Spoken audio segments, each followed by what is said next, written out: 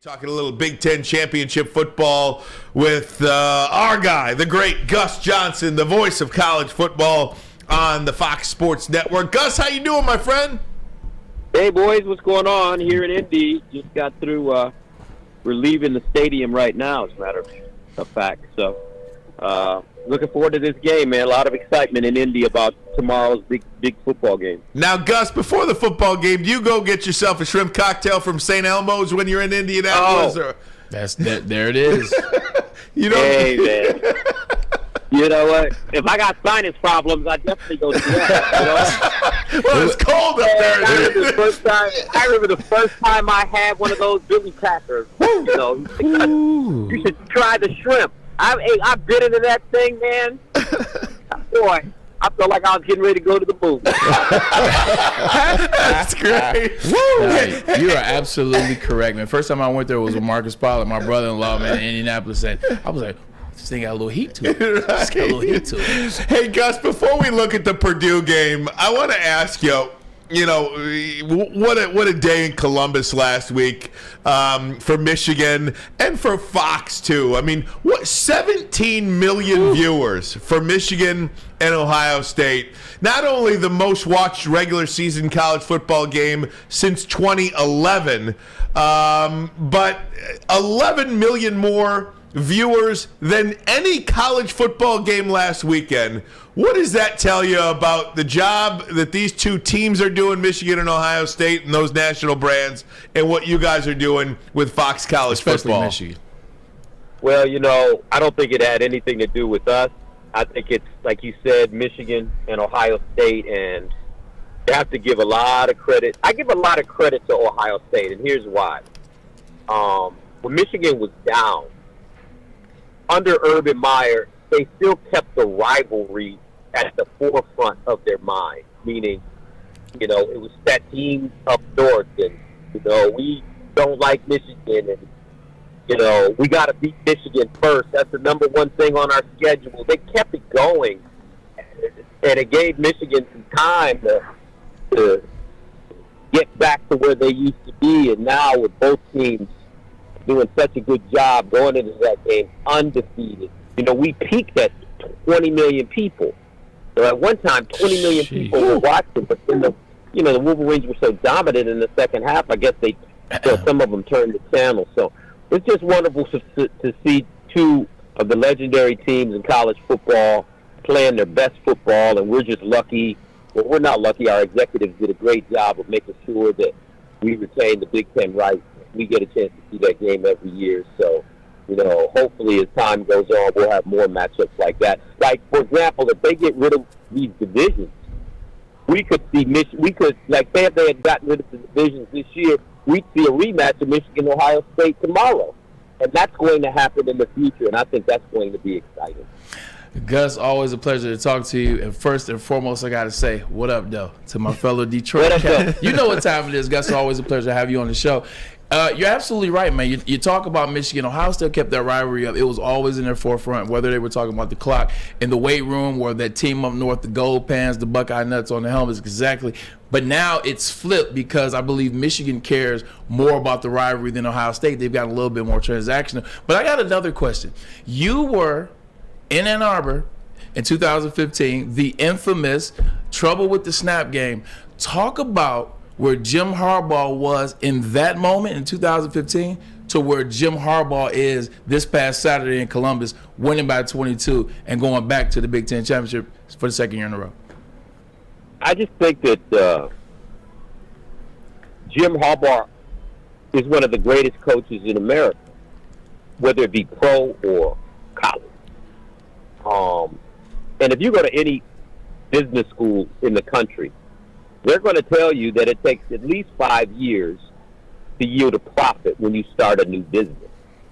So Jim Harbaugh had to come here to Michigan after Brady Hoke and Rich Rod, and the program was, not where it wanted to be, and he had to start over.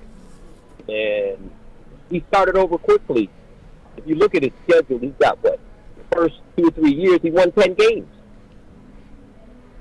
Most coaches, if they can win 10 games in a season, they're so happy. and their fan base are throwing rose petals at their feet.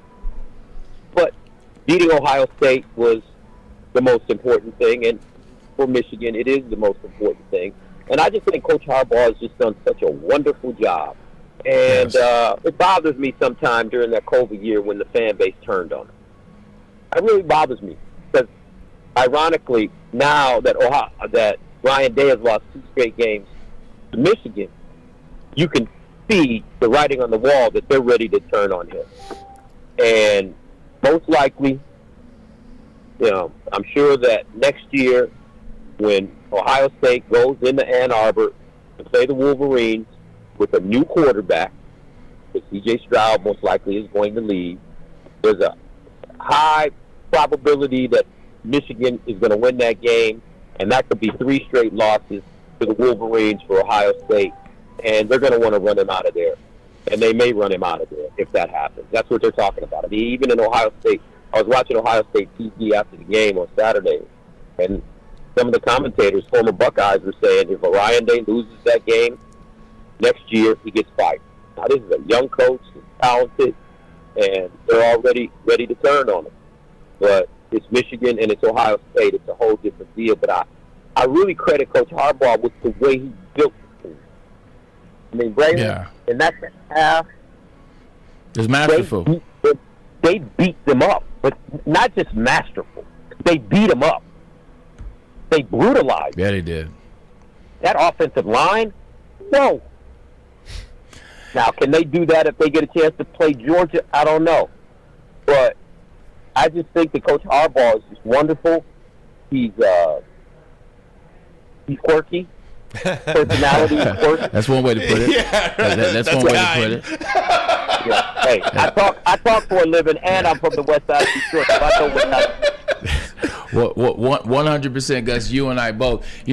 I had another question, but I think I'm gonna change directions and talk about that Georgia game. First of all, I agree with everything you said about Jim Harbaugh, but let's talk about Georgia. You saw what you saw out of Michigan. The big thing for Michigan was J.J. McCarthy can't pass the ball, can't get the ball down the field, he can't make completions. Michigan's a one-trick pony. They're going to run the ball. Well, it looked a little different on Saturday.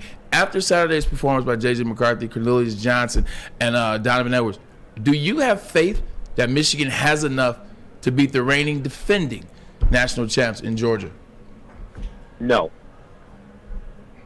I don't think they could beat.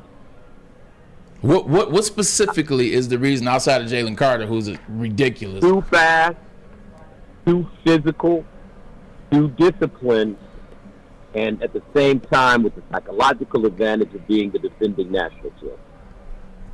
I think there's college football and then there's Georgia.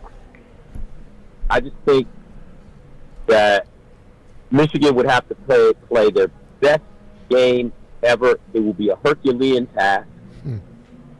I don't know. I think Coach Harbaugh and his staff learned a lot in that loss last year to Georgia. But if you really look at that game, they were mauled. Wolverines got mauled. Well, Georgia, Gus, not to cut you off, Georgia has shown that they're vulnerable. You look at the Missouri game early in the year, you look at the Kentucky game a couple weeks ago, and I understand it's interconference. Games like that happen. I mean, look at Michigan and Maryland and Michigan and Illinois, so I get that. But you don't believe that Michigan showed you in the Ohio State game their physicality, not to mention a couple other nuances, not to mention Mike Morris didn't play. You don't believe that they showed you enough? Yeah, because Ohio State wasn't physical. See, the thing about it is, Braylon, the thing about it is, Braylon, it seems like I don't like the way football changes. They're throwing the ball too much. Guys are throwing the ball 50 times a game. Yeah. I mean, Ohio State, and to me, if there was one criticism of Ryan Day, it would be this. He took over for Urban Meyer. Urban Meyer won a national championship because they were physical. They had running backs like Ezekiel Elliott. Ohio State is the home of Heisman Trophy winning running backs, guys like Eddie George, who won one, Archie Griffin won two. All right? They had J.K. Dobbins, and they had guys like Zeke Elliott. And now there is no running game at Ohio State. So they're not a physical. I feel like when you have these pass-happy teams, it hurts their defense because their defense isn't physical. They don't play against a physical offense every day in practice. So I think Georgia, they're these guys are like avatars, man. I mean, you're a pro. Yeah. Braylon, you know what I'm talking about. 100%. Better than anybody. 100%. 100%, Gus. I just feel like we've seen this movie before. And where we saw this movie before was in 2014 when Alabama was the end-all, be-all. Alabama was physical. Alabama could run the ball. Alabama was this, they were that. Nobody could touch Alabama until they played Ohio State. And Ohio State took their best punch. Then Ohio State hit Alabama in the mouth. Alabama hit Ohio State back. And when Ohio State responded the second time, Alabama didn't know what to do because they hadn't seen that yet. And then Ohio State beats Alabama, and then they beat Oregon for the national championship. That's kind of where I look at this game, the potential of it. Yep. And that's a good thought. But I don't think this Michigan team is that Ohio State team. That's fair enough. Fair enough. You know what I'm saying? I don't think, I mean, that Ohio State, I mean, come on, man. Think about the dudes that were on that Ohio State team. You're talking about pros, you know, and they were playing with some kind of inspiration, meaning Cardale Jones was a quarterback, and he was a third stringer. And I'll never forget, I forget what that All-American safety's name was that Cardale Jones ran over. For Alabama, was Clinton Dix? Ha played. I think Ha played DB. I don't it was remember. D Milner was on that team. Oh yeah, as well. D. Milner, brother. Yeah. The safety. I think that he's in the NFL right now. But I mean, I'm not trying to be negative. And at the same time, you know, now I can put on. Am I allowed to put on my Michigan baseball cap and be a fan for a second? Yes. Please. We've been waiting for it. Yeah. I don't want there to be high expectations. Because if there aren't high expectations, then Michigan might be able to go in there and put all the pressure on Georgia, and Michigan might be able to go in there if they get a chance to play and to beat. I just want all the pressure, all the expectations. Just like the Ohio State game last week. Nobody thought Michigan would win that game. Not in the shoe. Not, you know, being a team that hadn't won there since 2000, 22 years. So I thought Jim Harbaugh and his staff did a great job slow dragging it. You know, Blake, you know, we're going to give it a go. We'll see if he can play. Donovan's got a raggedy hand. We don't know. Blah, blah, blah.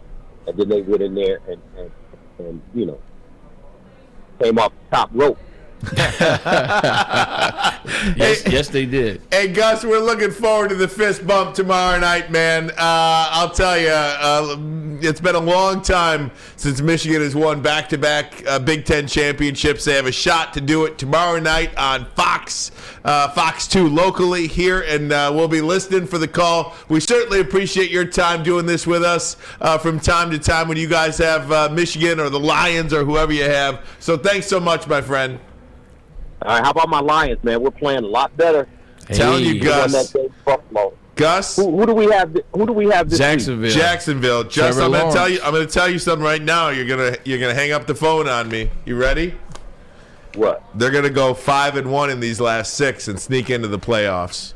Oh man, from your mouth to God. They are, man. Oh, Gus, Just before wait. you get off the phone, Landon Collins. Who's that? The safety. Landon Collins was a safety that. Landon Collins. Landon Okay. Collins. Okay. Yeah, Okay. Gus. When the Lions go 5-1 and make the playoffs, you tell them. You come back on with us, okay? Yeah. Tell him you heard from You Ryan know, Bonner because Brandon Edwards did not say that. I'm so happy with Dan Campbell. I just think he might be the guy that we've been looking for as our coach for so long. I think I love the way they're playing. I think so. Yeah. I think Gus. so. Okay. Gus, thanks so much, buddy. Go, hey, Okay, get that shrimp cocktail now. Get Open that up shrimp those cocktail. Hey, Gus, I land tonight, man. I might have to go to St. Elmo's right off the airplane.